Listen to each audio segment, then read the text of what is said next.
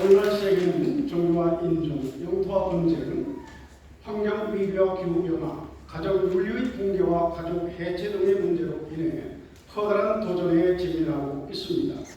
우크라이나와 러시아, 침공, 그리고 이스라엘과 하마스가 등등 자국 중심의 배타적 민족주의는 국제 협력을 어렵게 하고 서로에 대한 배려는 점점 더 희미해지고 있습니다. 이러한 복잡하고 어려운 시대적 환경을 극복하고 지역사회 발전과 평화운동에 동참하기 위해 대한민국 특히 경기북부 지역의 지도자 여러분들을 모시고 평화대사 위촉 세미나를 개최하게 되었음을 기쁘게 생각합니다. 정치, 경제, 사회, 문화, 종교, 언론, 학술 등 다양한 분야의 지도자분들과 함께 한반도 평화운동을 선도해 나갈 여러분을 진심으로 환영을 하며 큰 박수로 세계평화연합 19주년 기념 경기북부 신규 평화대사 위촉 세미나를 시작하도록 하겠습니다.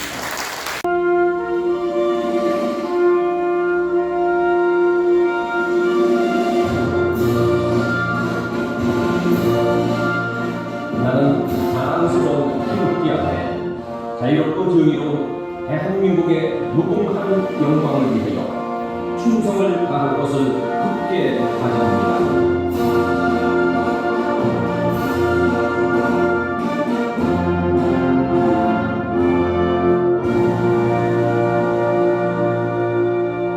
환영하고요. 어렵고 의미로운 하루의 시간이 되시면 좋겠다 싶고, 제가 말씀을 드리는 것보다 오늘 주객으로 오신 우리 양창식 세계평화연합 의장을 모시는 게 가장 의미로운 시간이라고 생각하고, 아무튼 여러분들 잘 오셨습니다. 고맙습니다. 환영합니다. 감사합니다.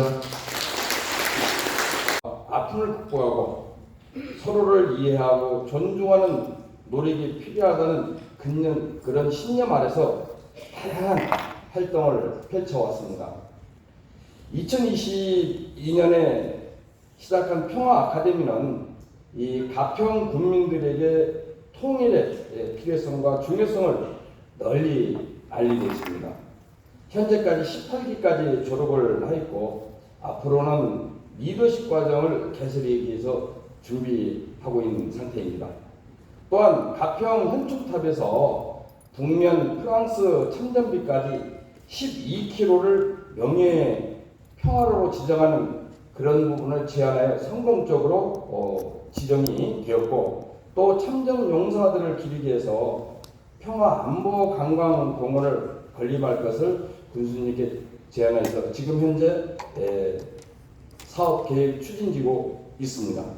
또한 북면 화학리 기적의 전투 현장을 개발하는 그런 프로젝트를 추진해서 가평군의 지원을 받고 있는 상황입니다.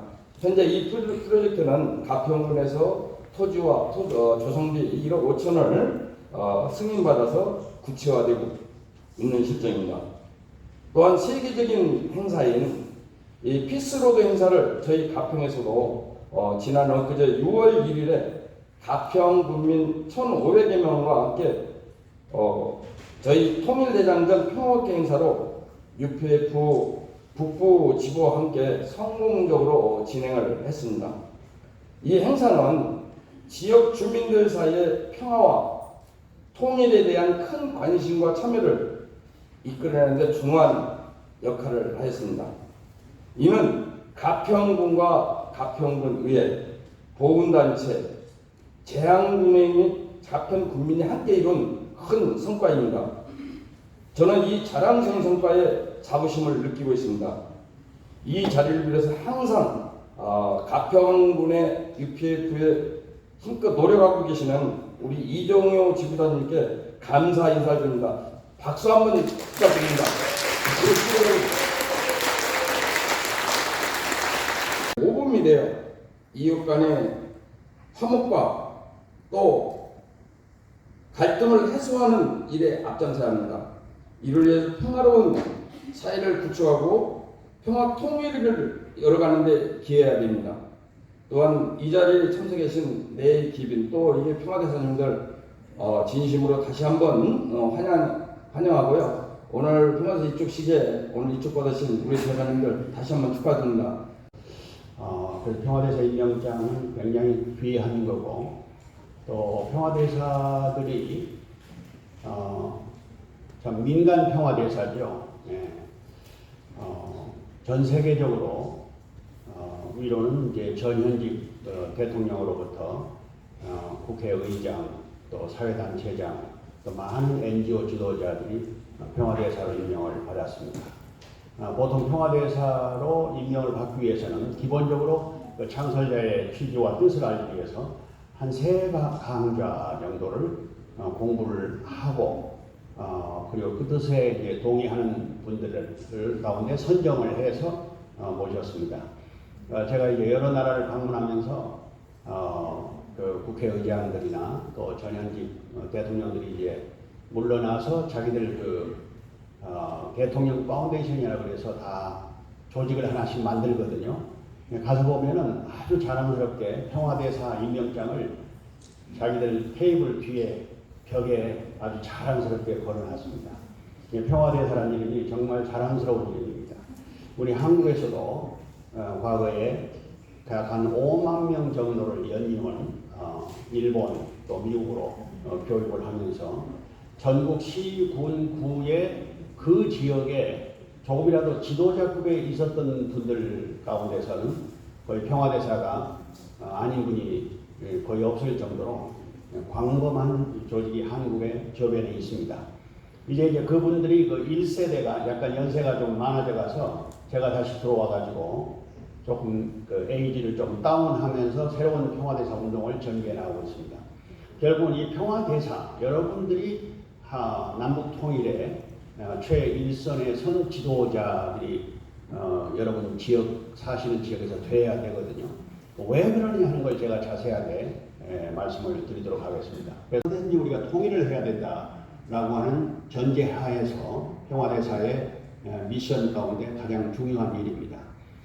그 다음에는 우리가 살고 있는 지역에서 정말 그 갈등을 청산하고 지역의 주민들을 계도해서 모르는 소식을 알려주고 그리고 우리 조국이 어디로 가야 될 것인가 하는 방향을 잘 제시해주는 그런 지도자로서의 그 리더십 역할이 굉장히 중요하거든요. 이제 그런 점에서 오늘 제가 1시간 반 정도 여러분들에게 좀 보고하고자 하는 전반적인 국내외적인 정세 문제를 잘 이해를 하시면 지도자로서 앞으로 도움이 되시리라 이렇게 생각이 들어갑니다.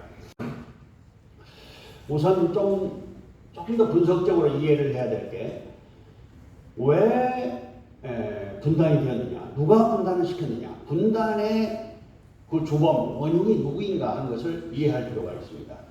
좀 역사가 지났지만 그 분단이 시작되었던, 논의되었던 당시로부터 오늘 분단의 현실까지를 전체를 한번 조망을 해보는 그런 시간을 좀 잠깐 갖고자 합니다. 전 세계에 2차 세계대전이 끝난 이후에 갈라진 나라가 4나라 있습니다. 독일하고 여러분 잘 아시는 것처럼 월남, 그리고 예멘이라고 하는 중동의 나라가 있거든요. 그리고 대한민국이었습니다. 다른 나라는 다 이쪽으로든 저쪽으로든 통일이 됐는데 우리만 지금도 분단 상황에 있는 것이죠. 그런데 남북 분단은 우리가 힘이 없기 때문입니다. 한마디로. 좀 거슬러 올라가면 우리 민족이 1910년도에 일본에 경합이 됐지 않습니까? 그래서 문화도 언어도 모든 행정 조직도 소유권 자체를 다 상실했습니다. 그 일본이 지배하던 기간이 36년 기간입니다. 사실 을사보호적으로 보호조약도 생각하면 한 40년 정도가 사실 주권을 잃어버린 그런 기간이거든요. 그런데 이제 일본의 압제로부터 해방을 가져온 게 1945년 8월 15일 날 2차 세계대전이 끝나면서거든요. 그러니까 우리 민족이 자력에 의해서 해방이 된 것은 아닙니다. 우리 민족을 식민지로 지배하고 있던 일본이 중심이 되어진 2차 세계대전의 그 주축국가가 마지막 연합군에 항복을 하면서 자연스럽게 우리 민족도 해방을 맞이하게 된 것입니다. 그러니까 진정한 의미에서 해방이라고 볼 수는 없는 것입니다. 그러니까 통일이 되어야 해방의 마침표가 만들어지는 것이죠. 2차 대전이 끝나기 전에 중요하게 오늘의 이 38선을 문제를 놓고 좀 연유를 좀 추구해 들어가자면 1945년 2월달, 그러니까 해방되기 한 6개월 전에 당시에 중요한 3명의 정치 지도자가 얄타에서 만났습니다. 영국과 그리고 미국 대통령 그리고 스탈린, 소련의 공산당 서기장입니다. 이 세 사람이 만나서 앞으로 어차피 2차 대전이 끝나게 되면은 당시만 하더라도 이탈리아는 이미 항복을 했고요. 그 다음에 3개월 후에 45년 5월 달에 독일이 항복을 합니다. 그러니까 이제 일본만 남아 있어요. 그건 시간 문제였거든요. 그때에 내적으로 일본이 이제 물러나게 되는 경우에 한반도 문제를 어떻게 할 것인가. 그때에 그 분할 통치 얘기가 나왔어요. 미국과 소련에 의해서. 그 분할 통치의 38선 문제가 어디에 선을 그을 것이냐 할 때 그때 벌써 논의가 됐던 것입니다. 당시에 2차 대전 끝나기 직전에 조금 우리가 상황을 더 이해를 해야 될 것이 러시아는 참전을 하지 않았습니다. 러시아는 상황이 뭐였냐면 지금 그 일본군의 당시 최정예 부대가 지금 중국의 지린성이라고 합니다. 지금 길림성이에요. 그러니까 북한 지도를 보시면 여러분 북한하고 바로 연결되어 있는 중국점입니다. 거기에 100만 명이 있었어요. 그 관동군이라고 하거든요. 그 관동군이 아주 가장 강력한 군대였습니다. 그 관동군이 건재하는 한 절대로 일본은 망하지 못한다. 망하지 않을 것이다. 이렇게 생각을 한 거예요. 그래서 전쟁이 앞으로 한 18개월 더 가고 미군이 180만에서 200만이 죽어야 전쟁이 끝날 거다 생각을 한 것입니다. 네. 자, 이런 상황에서 이 관동군 때문에 결국은 전쟁이 오래갈 걸로 생각을 해서 계속 소련 측에 참전을 요청을 했는데 소련은 끝까지 참전을 하지 않았습니다. 그러다가 이제 아까 말씀드렸듯이 41년도에 이렇게 소련과 일본이 불가심제약을 맺었거든요. 그러니까 참전을 할 수가 없었던 상황이죠. 그러던 가운데 미국은 계속 무기를 개발해서 1945년 7월 16일 날 최초로 원자폭탄 실험을 성공했습니다. 근데 트루만 대통령 때 가공할 무기죠. 그리고 2차 대전을 빨리 끝내기 위해서 미군을 더 이상 희생시키지 않기 위해서 이 가공할 무기를 활용을 해야 되겠다라고 결단을 대통령이 하게 됩니다. 이건 인류 역사에 정말 불행한 일이었죠. 그렇게 해서 1945년 8월 6일 날 한번 테스트해서 성공한 다음에 최초로 500m 상공에서 떨어뜨린 게 히로시마예요. 히로시마의 8월 6일 날. 여러분 히로시마에 가면 지금 그 평화공원 그 전적이 다 주변에 당시의 상황이 초절하게 보이는 전시관이 있죠. 그리고 이 사흘 후에 다시 나가사키에 떨어뜨렸어요. 이게 인류 역사 이래에 원자폭탄이 처음이자 마지막으로 더 이상은 사용되지 않았습니다. 사용돼서도 안 돼. 지금 미국과 소련이 가지고 있는 원자폭탄들이 수천 개씩을 가지고 있지만 사용하지 못합니다. 그걸 받아라. 그 다음에 38 이하는 우리가 들어오겠다. 그래서 미군이 들어온 때가 9월 9일 날 들어와요. 소련은 이미 지금 거의 평양까지 다 내려와 있는 거예요. 다시 소련이 만약에 38선을 그때 미군이 제한하지 않았으면 소련은 더 밀고 내려왔을 거예요. 왜냐하면 그때 일본은 완전히 무저항이니까. 근데 일본군이 약 80만 정도가 일본 사람들이 한국에 있었습니다. 이 사람들을 무사히 현해탄을 건너서 돌아가게 해야 되거든요. 그러니까 무장 해제를 하고 그 다음에 자산과 생명을 보호해줘요. 최소한. 그래서 이 38선을 누가 그었느냐? 미군 대령 두 사람이 그은 거예요. 그래서 소련 측에 제안하니 소련이 의외로 받아들였어요. 만약에 소련이 받아들이지 않았으면 서울까지도 양보할 생각도 있었어요. 그걸 나중에 당시에 가담을 했던 그 덜레스 국무장관님이 자기가 쓴 자서전에서 자기들이 제안한 38선을 소련이 받아주더라 하고 놀랬다. 그렇게 써놨어요. 8월 15일 날 끝났습니다. 세계 제2차 대전이 끝나고 찾아온 광복이었지만 사실은 우리 많은 대다수의 시민들은 몰랐어요. 그 자체도. 네. 자, 그리고 이미 지금 북한은 말씀드린 것처럼 소련이 밀고 들어갔잖아요. 예. 그러면서 착착 북한을 점령하기 위한 작전이 시작이 됩니다. 곧바로 9월 6일 날 한 달도 안 돼가지고 완전히 조선인민공화국을 선포를 해요. 그러니까 소련이 이미 국제공산당이 1922년도에 볼셰비키 혁명 이후에 5년 후에 소비에트 연방이 세워졌거든요. 그러니까 국제공산당의 그 조직과 세력을 확실하게 소련은 이념적으로 확보하고 있는데 그걸 그대로 북한에 심은 겁니다. 그래서 여기 나와 있지만 2,599개 시, 군, 읍면까지 전부 인민위원회를 조직을 했어요. 45년 9월 6일 날 벌써. 얼마나 빠릅니까? 예. 그리고 9월 10일 날 조선공산당을 아예 창당을 하고 그 다음에 조선공산당 북조선 분국을 만듭니다. 그리고 중요한 건 북조선 임시인민위원회. 임시인민위원회. 여러분 이 1946년 2월 8일 임시인민위원회 오른쪽에 그림을 잘 기억해 두세요. 예. 자, 막후에서 이렇게 북한 땅 전역에 완전히 공산당을 심는 작업을 진두지휘한 사람이 누구냐면 제일 배후에는 스탈린이고 소련의 공산당 서기장. 그 스탈린이 누구를 임명했냐면 자기의 신복인 이 테렌티 시티코프라고 하는 사람. 이 사람이 특명 정권 대사예요. 그래서 이 사람이 막후에서 모든 걸 컨트롤 다 해요. 거기에 이제 꼭두각시로 앞세운 사람이 김일성입니다. 김일성이 1912년생이니까 만 33세죠. 그렇죠? 34세니까 34세, 33세 만으로 본다면 그때의 김일성이라고 하는 젊은 청년이 소련 공산당 군대의 청년 장교였거든요. 이 장교를 뽑은 거예요. 스탈린. 그래서 이 스탈린의 그 에이전트한테 이 친구를 중심으로 정부를 세워라. 이렇게 해서 임시인민위원회는 이 임시인민위원회가 전국을 통치하는 행정조직이에요. 행정조직. 자, 이때로부터 이제 북한은 완전히 지금 이제 소련에 장악이 됐죠. 나중에 9월 달에 미군이 남쪽으로 들어오게 됩니다. 그래서 하지 중장이라고 하는 사람이 미 군정의 책임자예요. 그래서 남쪽은 미군이 들어오고 북한은 소련이 완전히 점령을 하고 이때로부터 양측에 소련과 미국에 의해서 38선을 중심으로 남북이 갈라지고 서로 점령을 하게 되었죠. 네.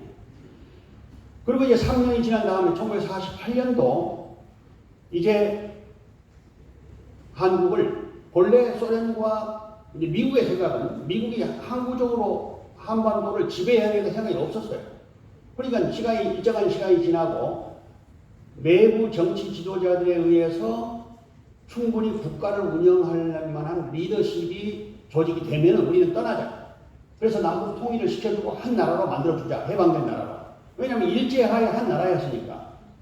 36년 동안 한 나라였지 않습니까? 일본의 치가 있었지만. 그렇게 해서 당시에 미국의 이미 독립운동의 기반이 강력하게 있었던 그 이승만 초대 대통령이 강하게 건의를 했습니다. 그래서 미소 이제 말하자면 임시위원회도 열려서 뭐 5년간 이 나라가 자립할 수 있는 때까지 신탁 통치를 하자 뭐 이런 논의도 있으면 다 반대를 했거든요. 그래서 이제 유엔 한국 임시위원장이 들어오게 됩니다. 유엔에 의뢰를 해요. 어차피 유엔이 이 한국에 개입을 하도록 만드는 것입니다. 그래서 들어오는 게 1948년도 1월 달에 유엔 한국 임시위원장이 입국을 합니다. 그래서 남북을 통일해가지고 한 정부를 만들려고 했어요. 남쪽에서는 웰컴, 환영을 하는데 북쪽에서는 안 받아주는 거예요. 스탈린의 지시에 의해서. 그래서 유엔 한국에 온 그 임시위원장이 북쪽에는 들어가지 못해요. 그러니까 이제 뉴욕에 보고를 합니다. 뉴욕의 유엔에서, 유엔 본부에서 그러면은 남한만이라도 단독 선거를 하도록 그렇게 해라. 이걸 가결을 합니다. 그렇게 해서 되어진 게 이제 여러분 50총선거거든요. 그때에 이걸 반대하고 절대로 남한만 단독 정부를 세우면 안 된다. 우리가 38선을 베고 죽는 한이더라도 우리가 통일해야 된다라고 앞장섰던 분이 상해에서 열심히 독립운동했던 김구 선생입니다. 그래서 김구 선생이 요 이제 아들 김신이라고 오른쪽에 이분이 공군 참모총장도 했죠. 같이 이제 38선을 올라가는 거예요. 그래서 북한에 내가 가서 김일성을 설득을 하겠다. 벌써 이미 김일성은 북한 체제를 갖추고 있었으니까 그렇게 해서 이제 북한에서 열린 게 뭐냐면 남북 연석회의였거든요. 본래 이 뒤에 깃발이 지금 태극기인데 태극기가 아니고 인공기였습니다. 이미 48년도니까 벌써 2년이 지난 다음에요. 임시인민위원회 구성이 된지. 그러니까 북한은 완전히 김일성 치하에 맞고 스탈린이 장악을 하고 있는 겁니다. 그때 이제 이미 남쪽에 그 남조선의 소위 그 남노당 여러분 남쪽에도 그 북쪽을 지지하는 좌경 그런 뭐 공산당 같은 색깔이 있었습니다. 예, 박헌영을 중심으로 남노당이었거든요. 그래서 이제 거기에 대표들이 북으로 온다. 그래서 남북 연석회의를 하자. 그러니까 깃발을 전부 다 태극기로 바꾸고 그리고 이제 남쪽에서 한 400여 명이 가게 됩니다. 대표적으로 간 사람이 이제 김규식이었거든요. 예. 그런데 이미 그 회의는 소련과 북한의 각본대로 다 회의가 진행이 됐어요. 그래서 김구 선생은 완전히 거기서 불러리만 하고 연설도 했습니다. 그런데 아무런 영향력 행사를 못하고 그리고 돌아오게 돼요. 그래서 남쪽에 와가지고 결국은 유엔에서 주장하는 대로 그러면 남한만이라도 단독 선거를 하자 해서 50 총선거가 벌어지는 겁니다. 그렇게 해서 이제 국회가 구성이 되고 그 국회에서 뽑은 게 초대 대통령으로 이승만 대통령을 뽑아서 1945년 8월 15일 날 대한민국 정부가 이렇게 수립이 되었습니다. 그러니까 45년도에 8월 15일 날 거의 해방이 됐는데 3년 동안 표류하다가 그 3년은 미군이 우리나라를 치리를 했죠. 미 군정기간이죠. 당시에 이제 애국자들에 대한 형태입니다. 이승만은 우이병, 혈장 이분은 반공주의자였습니다. 김규식, 김구는 중도우파, 그리고 아주 좌파는 박헌희. 그러니까 완전히 북한의 에이전트였죠. 아까 말씀드렸던 그 시디코프라고 하는 소련의 스탈린의 특명 정권 대사가 북한 정권을 세우는데 마크에서 완전히 메스터 플랜을 세우더라고요. 최근에 이제 이 시디코프의 일기가 발견이 됐거든요. 이 일기에 보면 초대 내각 구성을 어떻게 한다. 거기 보면 초대도 하고 다 물러가게 돼요. 그리고 그해 12월 달에 중요한 결의를 의회에서 하나 하게 되는데 그게 뭐냐면은 앞으로 세계 어디에서 전쟁이 일어난다 하더라도 다시는 미군을 보내지 않는다. 젊은이들이 가가지고 너무 많이 희생을 하니까 요 결의를 했어요. 거기에다가 이제 당시에 대통령이 이렇게 국무장관이었는데 국무장관이 미국에서는 CEO거든요. 국가를 이끌어가는 실무자거든요. 에치슨이라고 하는 국무장관 이름을 본따서 에치슨 라인을 그었습니다. 이것이 미 극동방위선이에요. 그러니까 미국이 이 극동방위선에서 저 안루산 알라스카에서부터 선을 그었습니다. 일본과 필리핀은 포함하고 그 다음에 북한하고 남북한 한반도하고 대만은 그 에치슨 라인의 밖이에요. 다시 말하면 전쟁이 일어나면 우리는 일본과 필리핀을 보호한다 이거예요. 그러나 전 인원이 210만 명이 왔어요. 유엔군의 이름으로. 그 가운데 180만 명이 미군입니다. 유엔군의 이름으로 왔던 사람들 가운데 전사한 사람은 5만 명이거든요. 그 가운데 미군만 3만 7천 명이에요. 미국 입장에서 볼 때 거기 민간인까지 다 하면 5만 명 이상이 죽었어요. 누구를 위해서? 무엇을 위해서? 그래서 여러분 오늘의 우리 조국이기까지는 이렇게 많은 수많은 선량한 사람들의 피해가 있었다라고 하는 것을 잊어서는 안 됩니다. 자, 전쟁 발발 사흘 만에 서울이 점령당했죠. 그리고 2달 만에 전 지역이 다 점령당했잖아요. 저 오른쪽에 조그만 악동강 전선만 남고. 그때에 이제 트루먼 대통령이 누구를 임명했냐면 더글라스 맥카더 장군을 임명을 합니다. 이제 유엔군이 들어오니까 그때 이승만 대통령은 모든 작전 지휘권을 유엔에 넘겨줘요. 그러니까 맥카더 장군이 이제 한국군과 지휘를 하는 거죠. 한국군이 지휘를 할 수가 없어요, 당시에. 그래서 맥카더 장군이 와가지고 가만히 이제 인천에 와서, 부산에 와서 이제 오키나와를 거쳐 부산에 왔습니다. 당시에 맥카더 장군이 연세가 70이었거든요. 군대에서는 리타이어 한 분이에요. 다시 이제 극동사령관을 임명을 하니까 와서 보니까, 이거 전쟁이 이미 다 끝났어요. 이게 부산 지역만 남았으니까. 그래서 이거 전쟁을 역전시키기 위해서는 보급로를 끊어야 되겠다. 그래서 상륙작전을 하자. 세 군데가 후보죠. 하나는 주문진이고 동해안으로는 서해안 쪽으로는 인천하고 군산이었습니다. 근데 제일 좋은 지역이 군산이에요. 왜냐하면 군산은 그 저반을 하기가 아주 쉬워요. 왜냐하면 그 바다가 깊으니까 바로 바닷가까지 접안을 해서 육지로 내려올 수 있단 말이에요. 그런데 더글라스 메가더 장군은 아니다. 인천. 왜? 인천으로 가야 서울을 탈환할 수 있으니까. 그런데 인천은 당시에 리서치를 해본 결과 불가능하다고 하는 결론이 나왔습니다. 왜냐하면 접안하기가 어려우니까. 그 인천 간만의 차가요, 요 3m에서 10m까지예요. 이게 큰 함정이 가까이 들어올 수가 없습니다. 여러분 인천에 가시면 인천 상륙작전 기념관이 있거든요. 거기 한번 가보신 분 손 들어볼게요. 거기를 꼭 한번 가보십시오. 인천에 가면 있습니다. 기념관. 거기 가면 자세하게 그림과 함께 설명이 되어 있어요. 제가 지금 드리는 말씀입니다. 그래서 당시에 작전 회의에서는 임파서블하다. 당시 동원된 병력이 7만 5천 명이에요. 261척의 유엔 함정들입니다. 이거 잘못하면 경무수장하잖아요. 다 죽지 않습니까? 그래서 이 작전 회의를 워싱턴에서 열리게 돼요. 트루먼 대통령을 중심하고. 그러니까 당시 국무장관도 반대, 트루먼도 반대, 대통령. 야, 그렇게 리스크를 가지고. 왜냐하면 인천 상륙 작전의 성공 확률이 5,000분의 1이에요. 5,000분의 1. 5,000분의 1의 성공 확률을 가지고는요, 그건 임파서블 하면 안 돼요. 그럼 뭐 거의 5,000분의 1이면 이길 수 없다는 거죠. 그런데도 더글라스 메가더는 무슨 계시를 받았는지, 아니다, 나는 인천으로 간다. 왜 다 반대하는 거야? 대통령도 반대하고 국무장관도 반대하고. 외무사령관은 국무장관, 국방부 장관, 대통령의 직속이거든. 인사권이 다 있으니까. 반대를 하니까 메가더가 사표를 던져. 사표. 내가 계획하는 인천 상륙작전을 허가를 안 하려고 하면 내 사표를 먼저 받으시오. 나를 먼저 목을 잘라요. 근데 그 전쟁 중에 장군을 바꿀 수가 있습니까? 그냥 트루먼이, 야, 정말 참 너도 보통이 아니구나. 그런데 제발 우리 백성들 죽이면 안 된다, 우리 군인들. 그러니까 한번 해보긴 하되 좀 불리하면 빨리 군산으로 가라. 좋아, 오케이, 하라.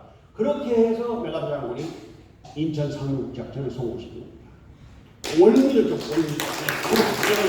당시에 얼마나 많은 포를 쏘았는지. 이게 북한군도 사실 상상을 하지 못했어요.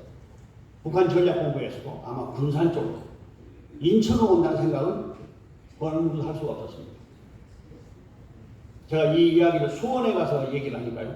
그때 당시에 인천 상륙작전에 투입이 되었던 노병이 94세 된 할아버지인데, 당시 인천 상륙작전 옷을 딱 입고 군복을 입고 아주 그냥 훈장이 이렇게 많아요. 맨 앞에 여기 앉아 계시더라고요. 그러면서 양 의장이 강의하는 게 맞다고. 내가 그때 거기 투입이 됐다고. 그런데 끝난 다음에 저한테 하는 얘기가, 당시에 인천 상륙작전에 비밀을 아는 사람이 누군지 아세요? 꼭 2명이 나와요. 2명. 나머지는 전부 따라갔다는 거예요. 누굽니까? 그러니까 메가더 장군하고 백선엽 장군. 우리나라의 낙동강 전투에서 우리 조국을 지켰던 백선엽 장군이 그 당시에 소장이었거든요. 2분만이 알았다는 거예요. 그 나머지는 전부 무전으로 따라오라 하는 거 따라가는 거죠. 261척의 함정이. 정말 메가더 장군은 위대한 인물이었습니다. 메가더 장군의 그 결단 때문에 인천 상륙작이 성공했고, 인천 상륙작이 성공했기 때문에 3개월 후에 우리가 빼앗겼던 서울을 정확하게 3개월 후에 다시 되찾았습니다. 인천으로 가지 않았으면 서울을 되찾을 수가 없죠. 이게 서울을 찾음으로써 완전히 상하이를 꺾고 보급로를 끊어서 완전히 북한을 초토화시킬 수 있는 그런 계기를 마련하게 됩니다. 세계 전쟁사에 메가더 장군의 인천 상륙작전은 영원히 빛나는 금벽사죠. 위대한. 그리고 이제 북으로 올라가는 북으로 계속. 이때 아예 메가더 장군의 계획은 아예 북진통일하려고 했어요. 북진통일. 아예 메가더 장군 확실히 계획이 가지고 있어요. 이게 거의 무저항이니까 이게. 그래서 벌써 보세요. 10월 달에 흥남까지 올라갔어요. 흥남. 당시에 여러분 참 흥남 작전에 투입됐던 분이 당시 육군 대위였거든요. 알렉산더 헤이. 이분도 나중에 사성 장군으로 진급해가지고 미국의 국무장관을 했어요. 그래 뭐 우리하고 아주 가까웠습니다. 왜 가까웠냐면 이 양반이 흥남 작전에 투입이 돼가지고 당시 그 자리에 흥남특별 노무자 수용소라고 하는 감옥이에요. 우리 문현명 총재님이 거기에 감옥에 갇혀져 있어요. 하나님의 명령에 의해서 북한으로 가서 평양에서 말씀을 전하다가 남쪽에서 온 이승만의 스파이다. 사회 질서를 교란한다. 그래가지고 5년형을 내려서 여기다가 감옥에 가두었습니다. 벌써 2년 8개월간 거기서 복역을 하고 있던 중이었어요. 근데 메가더 장군의 진격에 의해서 헤이그 대위가 그 흥남을 해방함으로 말미암아 전부 북한군이 손을 들고 도망가니까 감옥문이 저절로 열렸어요. 그래서 이 알렉산더 헤이그가 문선명 총재님을 구원한 참 아주 훌륭한 그런 아주 참 놀라운 애국자가 되었습니다. 네. 그래서 이분이 이제 나중에 미국에 가보니까 우리 신문사 워싱턴 타임즈가 있잖아요. 거기에 그 사장을 위해서 집을 하나 버지니아에 마련을 했습니다. 그 CIA가 가까운 곳인데. 그런데 거기에 알렉산더 헤이그 장군이 살아요, 가까이. 그래서 우리하고 아주 가까웠어요. 우리 총회에서 헤이그 장군 고맙다. 당신이 그때 내 생명을 살려줬다. 그래서 이제 우리하고 아주 가까워서 그 자녀분들하고도 좀 친하고 나중에 헤이그 장군이 먼저 돌아가셨습니다. 그 총재님이 저한테 지시를 해서 야, 그 헤이그 장군을 성화식으로 해라, 성화식으로. 그런데 이분이 이제 국무장관을 지낸 분이니까 나라에서 국장으로 하거든요. 국장으로 미국에서는 그 카톨릭으로 해서 그 워싱턴에 있는 성당에서 합니다. 그래서 이제 가족들하고 의논을 하는데 그 국가가 프로그램을 다 가지고 하니까 제가 그때 저하고 이제 미국 협회장이나 인지님하고 같이 갔는데 주동원 회장이랑 같이 갔어요. 그런데 거기서 우리가 프로그램을 어떻게 할 수가 없어요. 그건 국가가 하는 순서가 있으니까. 그래서 그러면 원전식 때 해야 되겠다. 그래가지고 이제 알렉턴 국립묘지라고 있습니다. 미국에 가면 거기 무명 용사들 수십만 명이 다 있고 한국전에 참전했던 용사들도 거기에 다 무덤이 있어요. 거기에 장군 묘역이 있습니다. 그 장군 묘역에 이제 헤이그 장군이 들어가는데 장군들만 거기 가는 자리거든요. 네. 그때 이제 가족들하고 의논을 했어요. 총재님께서 특별히 당신 아버지를 성화식이라는 우리 절차가 있는데 그렇게 해달라고 축복을 하셨다고 하니까 그럼 그렇게 해주세요. 그렇게 해서 거기가 우리가 성화식으로 이제 국가의장대가 거친 다음에 또 우리 의식으로 해서 이분을 잘 모셔줬습니다. 아마 하늘나라에 천당 가셔가지고 좋은 복을 받고 계실 거예요. 알렉산더 헤이그 장군이 이렇게 해서 이제 흥남 갔으니까 조금만 밀고 치면 완전히 북진 통일을 하는데 이때 이제 SOS를 중국에 보냅니다. 모태통한테. 그리고 모태통이 이미 김일성에게 약속을 했잖아요. 그래서 이게 포스터가 뭐냐면 당시에 쓰여졌던 그 중국군 모병 사진이에요. 이 정규군을 보내기는 자기들이 좀 세계적으로 인식이 안 좋으니까 모병군을 먼저 합니다. 17, 18. 우리 육도수 회장님 잘 아시죠? 거기 그 중국전 가평 쪽에 많잖아요. 중국군들이 와서. 근데 전부 애들 17, 18, 19명. 예. 연임은 240만 명이 참가해요. 6.25에 참가하게 됩니다. 그러니까 완전히 인해전술이라는 얘기 들으셨잖아요. 그죠? 그 가운데서 약 80만 명, 부상해서 죽은 사람까지 거의 한 100만 명 가까이가 한국 전쟁에서 사실 희생이 돼요. 51년도부터 벌써 휴전 얘기가 나오기 시작했어요. 이 휴전에 반대한 사람이 사실 강력하게 반대한 사람이 이승만이거든요. 자, 우선 이 한국 전쟁을 결산해보면 연민원이요. 남북한 다 합해서 적군, 아군 전부 합해 약 한 400만 정도가 인명살상이다. 인명피해가. 그리고 1000만 명이 우리 이산가족이래요. 1000만 명. 정말 비극이고 이 나라는 다시는 재건하기 어렵겠다. 그때 메가더 장군이 하는 얘기가 이 나라가 다시 재건하기 위해서는 100년은 걸릴 거다. 100년. 굉장히 지정학적인 위치가 남북이 통일되게 되면 대단히 유리한 입장이었어요. 우리가 힘이 없을 때는 강대국들의 지배를 당하죠. 힘이 있는 경우에는 우리가 세계 강대국들을 충분히 요리해 나갈 수 있는 그런 지정학적인 위치예요. 또 하나님의 섭리를 볼 때도 마지막 유실론과 무실론의 최후의 결장이었습니다. 여러분 지금 현재 대한민국이 어떤 입장인가 결론부터 말씀드리자면요. 지금 대한민국은 제가 한 30년간을 거의 미국에 있다가 지금 왔거든요. 중간에 왔다 갔다 했습니다만은 이번에 이제 영국 귀국하다 싶어서 제가 좀 전국을 다니면서 놀란 게 젊은이들이 너무 절망을 하고 있어요. 한국을 헬 조선이다. 그 말은 무슨 말이냐면 지옥이라는 거예요. 야, 그거 모르는 소리예요. 모르는 소리. 세계가 한국을 어떻게 보는지를 모르는 소리예요. 세계는 지금 한국을 열망하고 있어요. 얼마 전에 여러분 아프리카 코리아 서밋이 벌어졌죠. 아프리카 54개국 가운데 48명의 대통령이 한국에 왔어요. 그분들이 와서 뭘 배우는 하십니까? 전부 다 한국을 모델로. 어떻게 한국이 이렇게 전쟁으로 완전히 폐허가 된 상태에서 이렇게 세계 선진국이 되느냐. 그 비결이 뭐냐? 제일 많이 나오는 게 뭔지 아십니까? 박정희 대통령, 박정희의 리더십, 그리고 새마을운동이에요. 세계가 한국을 부러워하고 있다니까요. 그걸 지금 젊은이들이 모르고 있어요. 그래서 제가 사실 이 강의안을 개발을 했어요. 그래서 이거 젊은이들에게 희망을 좀 줘야 되겠다. 세계가 지금 한국을 어떻게 보고 있는지, 한국 사람들이 한국이 얼마나 잘 사는지 모른다니까요. 결론은요, 단군 이래에 제일 좋은 여건이 있어요. 단군 이래에 가장 강대국의 입장이 있다는 말이에요. 더 이상 우리가 약소국가로서 주변의 강대국들에게 요리당하지 않아요. 그럴 정도로 한국이 지금 슈퍼 강대국이 되었다는 사실입니다. 요 3050 클럽이라는 말은요, 인구 5천만 이상, 그 다음에 국민소득 3만 불 이상인 나라입니다. 이 나라가 전 세계 7개 나라밖에 없어요. 여기 러시아나 중국은 안 들어갑니다. 왜냐하면 인구가 많다 하더라도 국민소득이 3만 불이 못 돼요. 한국은 2018년도에 3만 2천 불이 됐거든요. 그래가지고 7번째로 이렇게 들어갔습니다. 일본이 맨 먼저, 두 번째가 미국이. 이렇게 해서 한국은 당당하게 G7이다 그 말이에요. 여러분 그거 아셨어요? 그 다음에 더 놀라운 건요. 요 며칠 전에 발표된 겁니다. 우리나라 1인당 국민 총소득이 3만 6천 달러가 지금 넘었거든요. 그래서 처음으로 일본을 오버해서 일본을 제쳤어요. 네. 그래서 이 3050 클럽 가운데서 한국이 넘버 6번째입니다. 그러니까 6대 강국이 됐어요. 그러니까 일본보다도 그 인디비주얼 인컴 레벨이 에버리지가 더 많아졌어요. 일본보다도 더 많아요. 한국은 3만 6천 불, 일본은 3만 5천 700불입니다. 예. UN 무역개발회의에서 한국이 정식으로 57년 만에 선진국 지위다. 더 이상 개발도상국이 아니다라고 공식이 발표를 했습니다.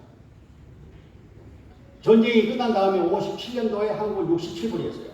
박정희 대통령에 의해서 제1차 경제개발 5개년 계획이 62년도에 시작했거든요. 그때 여러분 한국이 87불이었습니다.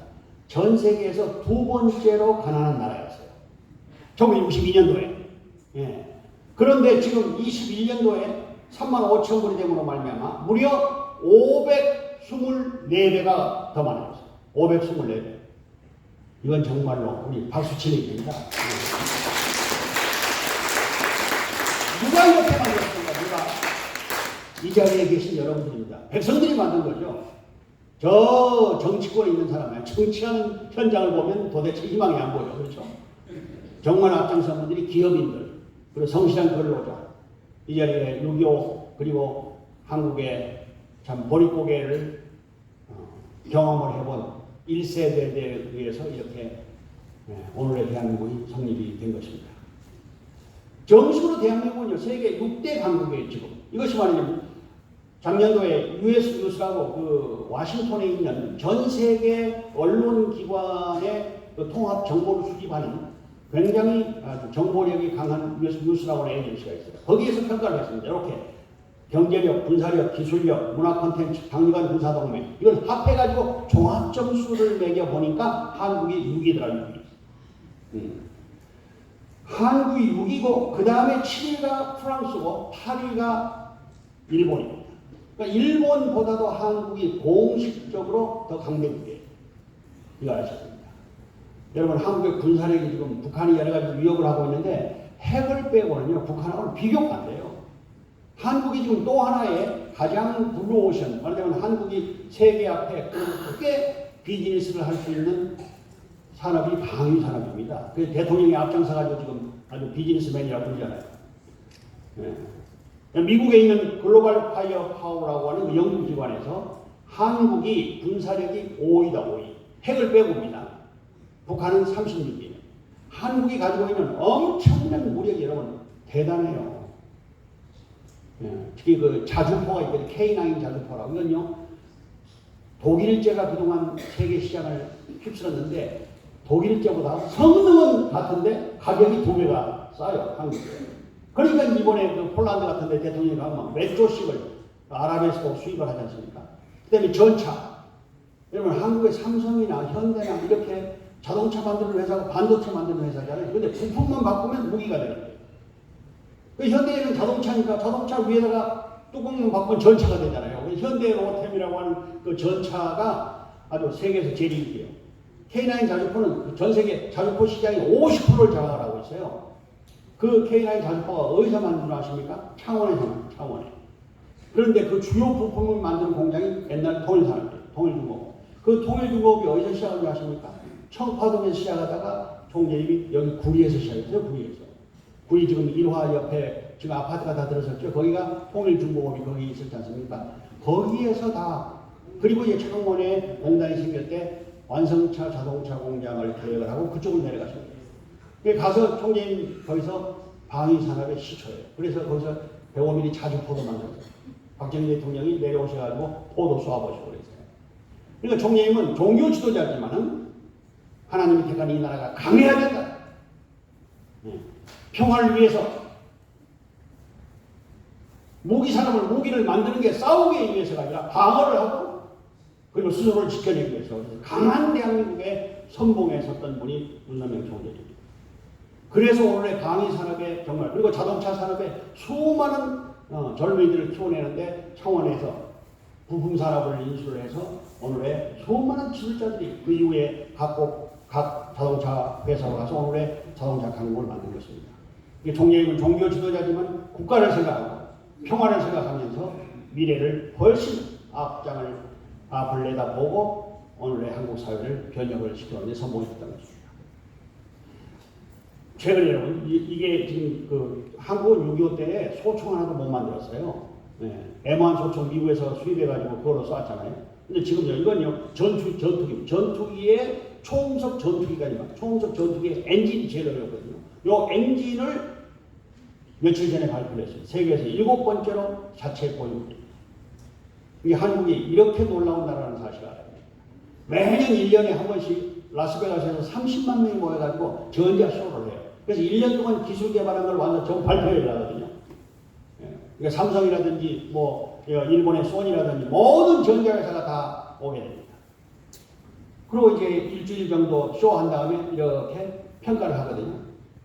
그 혁신상을 주는데 금년에, 이건 금년입니다. 금년 통계인데 379개의 제품 중에서 158개, 42%를 완전히 메이드 인 코리아가 휩쓸어버렸어요. 그 가운데 최고 혁신상은 27개인데요. 대한민국 8개로 1위에 했습니다. 일본이 3개, 그리고 그 독일 같은 나라가 1개. 그러니까 완전히 라스베가스 전자쇼에서 메이드 인 코리아가 완전히 다 평정을 해버렸어요. 그 놀라운 기적 같은 일이에요. 여러분 박수 안 하시네요. 이런 결과가 갑자기 나온 게 아닙니다. 지금 한국이 인터넷이에요. 미국보다 4배, 일본보다 8배가 빨라요. 근데 그 인터넷 광 케이블을 깐 사람이 그냥 김대중 대통령입니다. 그리고 당시에 벤처 기업을 2만 개 이상을 키웠어요. 젊은이들은. 그래서 한국이 전통적인 농업국가에서 산업화, 기계화로 국가의 비즈니스의 기본적인 형태를 대변혁을 시킨 겁니다. 옛날에 여러분 우리가 농업국가일 때 아무리 열심히 쌀농사를 지어도 식량이들 부족했잖아요. 그래서 어른들은 기억하시죠? 통일벼라고 하는 새로운 씨앗을 가져와가지고 맛은 되게 없는데 양은 많거든. 생산이 많이 통일벼를 키웠잖아요. 요새 우리가 벼농사 합니까? 벼농사 할 필요 없어요. 차라리 자동차 하나 만들어가지고 팔면 저 타일랜드 같은 쌀을 가져오면 되니까. 그러니까 국가 지도자가 국가를 어떻게 경영하고 운영하냐가 다른 거예요. 여러분 최근에 우크라이나가 지금 소련으로부터 전쟁에 침략을 당해서 불쌍하잖아요. 본래 그 우크라이나가 여러분 세계 3대의 전략 핵국가였습니다. 핵을 1700개를 가지고 있었어요. 군대도 200만 정예 군대가 있었어요. 그런데 소 연방이 해체된 다음에 이제 더 이상 필요 없다 그래가지고 다 없애버렸어요. 소련이 침략을 했을 때 싸울 수 있는 군대가 2만 명밖에 없었어요. 그러니까 우크라이나는 외부의 지원이 없이는 하루도 못 살아요. 하루도 싸울 수가 없는 나라예요. 반면에 여러분, 이스라엘 같은 나라는 저 손바닥만 나라예요. 이스라엘. 22,000평방킬로미터니까 경상남북도의 한 대단한 분입니다. 아주 철의 여인이에요. 2001년부터 10년간 대통령을 지낸 분인데 아로요 대통령이라고. 이분 아버지도 대통령이었어요. 이분이 아버지가 대통령이 끝나고 난 다음에 총재님께서 고르바초프를 만나기 위해서 1990년에 모스크바에 가셨을 때 그 아버지가 참석을 했거든요. 그때 그 아버지를 따라서 딸이 같이 수행을 했어요. 그러니까 그때부터 우리하고 인연이 있는 거예요. 문 총재님 하나 두 분이 어떤 분이라면 잘 아셔요. 지금도 이 77세이신데 제가 가까이서 보니까 한 60대 초반 같아요. 얼마나 아주 그냥 똘똘하고 양진지. 그래서 앞으로 내년 우리 행사에 공동의장으로 같이 자기도 적극 한반도의 평화로운 통일을 위해서 후원하겠다, 서포트하겠다. 그리고 이제 교황 카톨릭이 중요하거든요. 교황의 특별 보좌관을 만났습니다. 그래서 교황께서도 동북아 문제에 관심을 갖고 적극 협력을 하도록. 그리고 유엔에 가서 이렇게 회의를 했어요. 그래서 아시아 태평양 지역의 평화와 번영이라는 제목으로 내년 행사를 준비하는 겁니다. 거기에서 정식으로 제가 그동안 우리 특히 이쪽에 우리 이 박길남 회장을 중심으로 정동원 사무총장 UPF 책임지 오는데 여기서 우리 경기 북부가 주도해온 DMZ 평화공원 그리고 제5유엔 사무 이것을 공식적으로 프로포저를 제가 잘 이렇게 만들어가지고 이 오른쪽에 있는 분이 유엔 대사 사무총장하고 아주 가까운 그 니제르의 대사거든요. 그래서 같이 참석을 했습니다. 그래서 정식으로 우리가 프로포저를 유엔에 제안을 했어요. 그래서 사무총장하고 다시 면담을 통해서 공식적인 의안도 상정할 예정입니다. DMZ 평화공원, 제5유엔 사무의 위치 이런 것들을 우리가 공식적으로 유엔에서 제가 제 연설에서 강력하게 주장을 해서 전부 그 자리에 참석한 대사들이 다 박수로 통과시켰어요. 이제 법적으로 통과를 시켜야죠. 여러분도 박수로 통과시켜야죠. 그래서 이제 우리가 UPF, 국민연합, 여성연합 다 같이 통일준비 국민의원을 지금 전국적으로 확장하는 운동을 전개해 나오는 것입니다.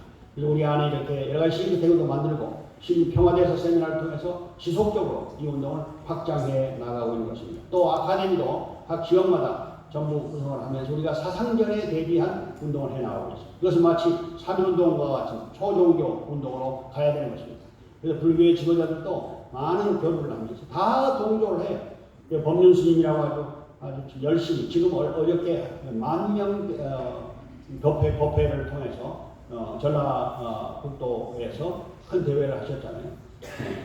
얼마 전에 와싱턴에 또 가서 저희 와싱턴 타임즈에서 같이 회담을 하고 그랬습니다. 이런 분들도 전부 다 본인 따르는 그런 지도자들 가운데 많은 사람들이 통일운동에 동참을 해주겠다. 남한이나 북한이나 누구라도 지도자가 되면 남북 통일을 위해서는 참 부모님과 북한의 김일성 주석이 합의한 이 4가지의 기본사항이 남북관계의 기본 원리입니다.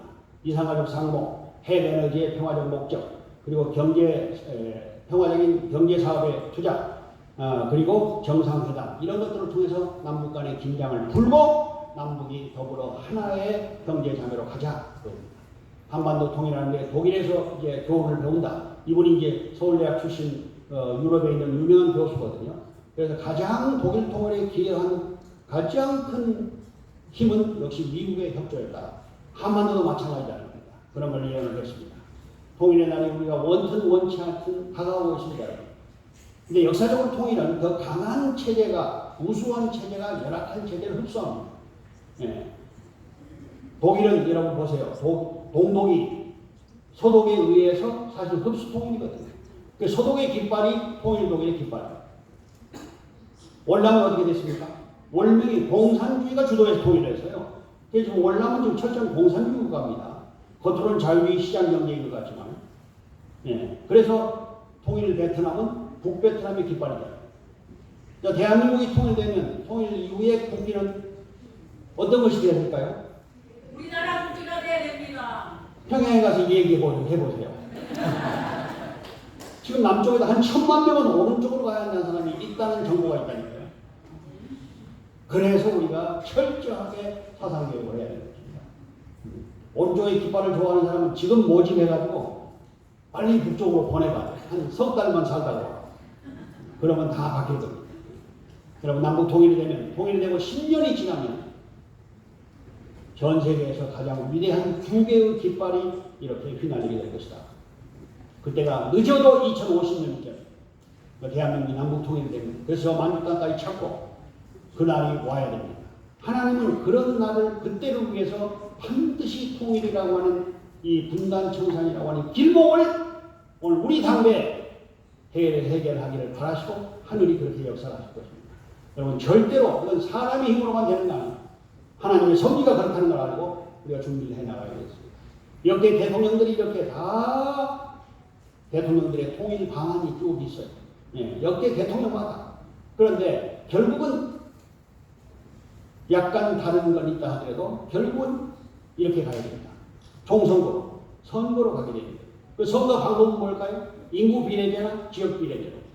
북한에서는 인구 비례제로 안 한다고 하겠죠. 왜냐하면 남쪽은 5천만이 넘었고 북한은 2,600만밖에 안 되니까.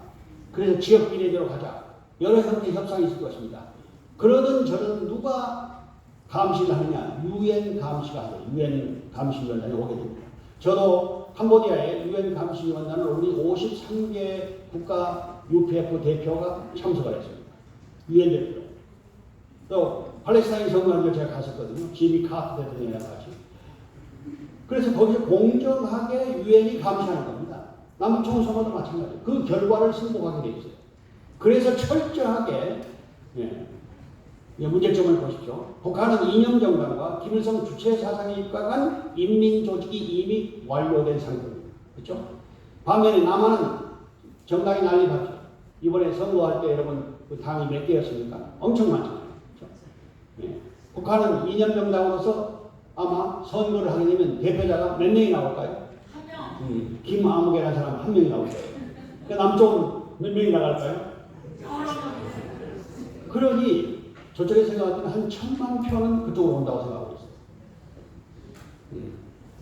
이게 간단치 않다니까요. 그래서 우리가 지금 사상문장을 해야 되는 거죠. 동시에 강한 국가, 강한 대한민국을 만들어야 됩니다. UPF의 공식 입장은 아닙니다만 저는 개인적으로 대한민국이 핵을 가져야 된다고 주장합니다. 핵을. 6개월에 만들 수 있어요. 그래야 북한이 대화의 광장으로 나올 수가 있어요. 전 세계 핵을 가지고 있는 나라가 지금 9개 나라거든요. 한국은 지금 핵을 가질 수 있다고 주장을 하더라도 국제사회가 남대지를 못합니다. 그럴 정도의 위협을 받고 있어요. 그것이 NPT라고 하는 조약인데 핵 확산 금지 조약의 탈퇴 조건의 넘버 10조항에 이웃 나라로부터 현격한 위협을 당하고 있는 경우 이렇게 있습니다. 북한은 2003년에 NPT에 탈퇴를 했어요. 왜 탈퇴하면서 뭐라고 했냐면 미국이 심각한 위협을 하니까 우리는 탈퇴한다고 했어요. 지금 우리는 위협을 당하고 있습니까? 위협을 당하고 있지 않습니까? 위협을 당하고 있잖아요. 생각해봐야 됩니다. 70% 이상이 한국의 핵 무장 주장을 찬성하고 있습니다. 유명한 정치인 헨리 키신저는 어느 나라가 핵을 갖는 경우는 이웃 나라들과 무언의 불가침 조약을 맺는 것과 마찬가지다. 핵을 사용하기 위해서가 아니라 핵이 있어야 우리는 지금 북한하고 중국과 소련이 전부 핵을 가지고 있잖아요. 남쪽도 핵이 없죠. 일본도 없죠. 미국이 핵 전략 무기를 갖다 놓는다고 하지만 보다는 누가 눌러요? 미국이 눌러요. 우리 것이 아니에요. 제가 자동차 공장 그 중공시에 가가지고 그 헤드 테이블에 앉아있는 북한의 탑 지도자들하고 우리 그룹의 탑 지도자들하고 오프 더 레코드 밖으로 얘기하지 않기로 하고 만났어요. 따로. 그때 북쪽의 최고 책임자가 뭐라고 하는지 알아요? 통일 방안을 우리가 주창을 하고 있는 것입니다. 여기에 UPF가 성공에 서고 그리고 남쪽의 지도자 책임자들에게도 정말 이 문선명 총재님의 참 사랑의 통일론, 공생 공연의 통일론을 가지고 우리 평화대사들과 더불어 국민 여론을 만들고 그리고 당당하게 세계의 탑 선진국으로 가는 이 통일의 길로 남북이 함께 더불어 어깨동무하고 가는 그날을 만들어 나가자. 그것이 우리 평화대사의 철학이고 우리 UPF가 지향하는 통일 관점인 것입니다. 여러분 동의하시면 박수하시기 바랍니다. 개인적으로 통일은 그냥 가만히 기다려서 우리에게 다가오는 것은 아닙니다. 우리가 준비하고 우리가 만들어가야 됩니다. 그럴 때 하늘은 우리에게 반드시 그 길을 열어주실 것입니다. 오늘 특히 경기 북부 여기가 바로 최일선 아닙니까? 최일선. 우리가 바로 남북 간의 대척점이 있는 그런 UPF의 제일 중요한 최일선 우리 지부입니다. 오늘 임명을 받으시는 평화대사 여러분들이 정말 이런 사명감을 가지시고 앞장서서 우리 생애에 우리가 저 나라에 가기 전에 우리가 정말 건강할 때 자동차로 평양 땅에 가서 대회도 하고 또 금강산 구경하고 또 북녘인 동물도 자유롭게 우리 남쪽으로 오고 또 그들이 뭐가 필요하면 우리가 도와주기도 하고 그런 따뜻한 참사랑의 장통일론을 펼쳐나가는 우리 지도자 여러분들이 되기를 바라면서 오늘 제보를 마치겠습니다. 천주평화연합은 인류의 보편적 윤리와 가치, 평가정의 실현, 초종교 초국가적 협력과 조화, 평화로운 통일운동과 새로운 차원의 유한 생명신운동을 통한 세계평화를 실현하기 위한 범지구청 운동을 전개하고 있습니다. 평화대사의 사명은 인종, 국가, 종교의 장벽을 초월함으로써 인류의 500 영원히 평화세계를 실현하며 개인, 가정, 사회, 국가, 세계에서 사회의 조화를 숙지하여 사회 발전에 이바지하는 데 목적이 있습니다. 이에 천주평화연합은 세계 평화세계 건설에 복귀 되시는 기회를 평화대사에 약속합니다. 천주평화연합創設者문성열 평화자 김대표 순서대로 이선진님, 노진만님, 박성근님, 이종원님, 그리고 윤종환님, 이유정님, 정강구스님, 그리고 금일경님 순서대로 의장께서 위촉장을 수여했습니다. 신규 평화대사 위촉 화이팅! 네, 오케이. 통일! 남북 통일! 화이팅! 남북 통일! 화이팅! 네, 그리고 전체가 저기 위촉장을 카메라를 끄시게 바라보시고요. 자, 플래카드 센터에 잘 맞춰져 있는지 한번 보시고요. 조금 더 팽팽하게 해주시면 좋겠습니다. 주름 만지게. 자, 경기북부 UPF 저기 평화대사 파이팅 하겠습니다. 경기북부 UPF 평화대사 파이팅! 자, 사랑합니다 한번 할까요? 예, 사랑합니다. 예, 자리에 좀 앉아주시고. 예. 자, 남북 통일을 위해서 열심히 다해야 되는데 다시 한번 파이팅 하겠습니다. 경기북부 신규 위촉 평화대사 파이팅! 네. 예, 됐습니다. 신규 평화대사 파이팅! 파이팅! 남북 통일 화이팅! 파이팅! 네, 됐습니다.